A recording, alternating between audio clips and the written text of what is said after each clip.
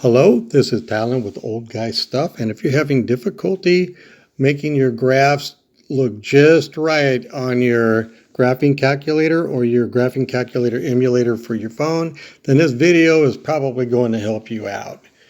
Okay, we're going to be showing 4 calculators, including the emulator on my phone right now. This is the TI-83 Plus emulator for my Samsung phone. We're going to be showing the actual calculators for the TI-83 Plus, TI-84 Plus CE, and the TI-Nspire CX CAS. Okay, right now, our graph looks correct. And on all the calculators, I'm going to use the same formula for my y equals. So let me show you what that is. You can set that up on your calculator. The y1 and y2 are basically the upper half and the lower half of the circle. That's not the important part. The important part is the y3 and y4. Those are our perpendicular lines going through the origin. Okay, so get at least the perpendicular line part and then look at your graph. Okay, so when I look at my graph, this is correct, but that's not how yours is going to look. How yours is going to look is going to be like this, and I'm going to change my numbers. So I'm going to have a negative 10 and a positive 10. Go down below to a negative 10 and positive 10. So basically, the x and y minimums are negative 10 and the maximums are positive 10. It's a 1-to-1 ratio. Unfortunately, the screen is not set up as a 1-to-1 ratio, and we're not going to be able to change it to a 1-to-1 ratio. So you're going to get this for a circle and perpendicular lines. Well, that's not a circle and perpendicular line. So with some tweaking, I was able to determine on this particular phone emulator, I've got a negative 1.9 and a positive 1.9 and a negative 1 and a positive 1. Okay, so my x minimums and maximums are a negative to a positive 1.9. And my y minimum to y maximum, negative 1 to positive 1. It's a 1.9 to 1 ratio, and it's different than all the calculators. So this emulator uses different numbers. So just kind of keep that in mind. But when we look at this, and that's going to give us the corrected version, our circle is going to look more like a circle, and our perpendicular lines look more perpendicular. And you can put a protractor or the corner of a piece of paper up against those and actually verify that, yes, you do have 90-degree angles. Okay, let's look at the actual calculators. Okay, this is part 2 of the video for correcting the way your graph is going to look on a graphing calculator. Okay, so I'm looking at the TI-83 Plus. We had just finished the TI-83 Plus emulator. Now we're looking at the actual calculator. And if you don't mind spending $1.75, some of the dollar stores actually have these clear plastic graph paper that I made my unit circle template out of. Okay, I've got a few ways I can use this. One is I can align one side of the template to the line and then see if this line here is going to be up along this. Okay, and so I got a little bit of parallax error just because of the way the light is shining on this and the angle, because I'm having to look at it not through the camera, but I've got this kind of close. Well, this is way far off because my circle doesn't look like a circle and my lines do not look perpendicular. So I'm using the same formulas that I used earlier on the emulator. So here's what we got to change. Okay, I'm still at a 1-to-1 ratio.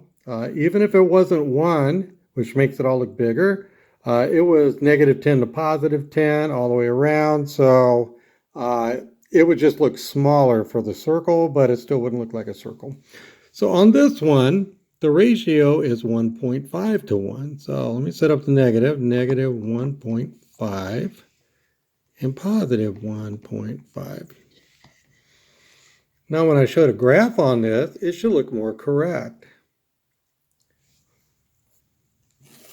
What I'm really looking for is going to be these lines. Okay, so those lines look more perpendicular. And I can put my template on there so I can see this, but you're getting some parallax error because of the distance from the top of the calculator into the screen itself. So I'm going to go this way.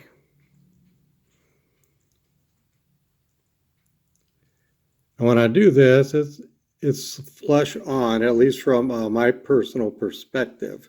So that tells me that my perpendicular lines are indeed perpendicular, which means my circle also has to be correct. Let's go to the TI-84 plus CE Python. Okay, on this part of the video, we're going to be showing the TI-84 plus CE Python. Okay, and I'm not sure if the graph window setup is going to have the identical numbers with the regular TI-84 plus CE or TI-84 plus, but you can always check that if that's what you have. Okay, and again, I would use something that's got a 90-degree angle on it, like a index card. School ID, that's going to work. If you don't have any of those readily available, this is a gift card somebody gave me. I can line this up on the one line, and the other edge of the card should be along my purple line, but it's not. Okay, so let's get our settings changed here. I'm using the same formulas or functions, or equation, whatever you want to call them. I'm using the same ones from the other part of the video. And I'm not going to worry about the delta X and the trace step down here. I'm not going to worry about those at all. Okay. But what I found for this particular calculator is where you need a ratio of 1.6 to 1. So I'm going to say negative 1.6 and a positive 1.6. So then when I graph that, I'm going to get this. Okay, put the card on there. See how it lines up really good? That means we're perpendicular, because even though the edges are rounded, okay, even though the edge of the card is rounded, the relationship between adjacent sides on the card is still 90 degrees. Okay, so that's perpendicular. Let's take a look at the TI-Nspire. Okay, on this particular part of the video, we're doing the TI-Nspire CX CAS. The way I would check this is just using my card. Put in your formulas that you're going to use. I'll put in my card. And if, say, my red line and my blue line line up perfectly on the corner, then I know that I've got perpendicular lines, and therefore my circle, which looks really good, I think, is going to be correct.